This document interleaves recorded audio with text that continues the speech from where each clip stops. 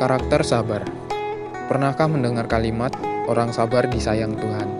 Pasti sudah tidak asing lagi kan? Frase itu sangat menggelitik diri kita. Mari kita buka Alkitab dalam Roma 12 ayat 12. Bersukacitalah dalam pengharapan, sabarlah dalam kesesakan, dan bertekunlah dalam doa. Ketika kita punya pengharapan, pastinya kita bersukacita.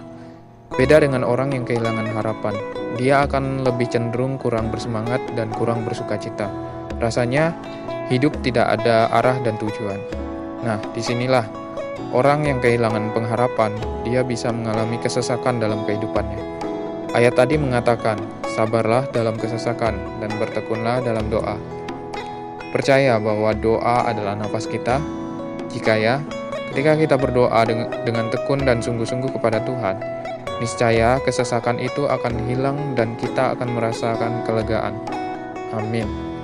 Ketika mengalami kesesakan, di saat itulah Tuhan sedang menguji kesabaran dan kesetiaan kita. Tuhan menyelidiki hati dan pikiran kita.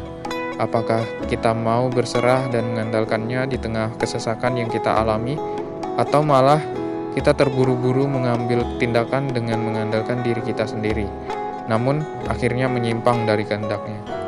Dikatakan dalam kitab Mazmur 139 ayat 23-24. Selidikilah aku ya Allah, dan kenalah hatiku, ujilah aku, dan kenalah pikiran-pikiranku. Lihatlah, apakah jalanku serong, dan tuntunlah aku di jalan yang kekal. Di ayat 24, Tuhan yang akan melihat apakah jalan kita serong atau tidak. Jika kita menyimpang dari kehendak-Nya atau jalan kita serong, Dia akan menuntun kita ke jalan yang benar, yaitu kekekalan. Karena sesungguhnya harapan yang Tuhan janjikan kepada kita adalah keselamatan dan kekekalan. Nah, dalam hal itu kita harus memiliki hati yang sabar dan tekun dalam berdoa, mendekatkan diri dengan Tuhan, berserah kepadanya, serta ikuti apa yang dikehendaki-Nya di dalam firman Tuhan. Ingat, Tuhan itu sayang dengan kita. Dia tidak akan pernah membiarkan kita hilang harapan. Sekalipun kita dalam kesesakan, itu semua adalah ujian darinya untuk melihat kesungguhan kita dalam memperoleh janji Tuhan.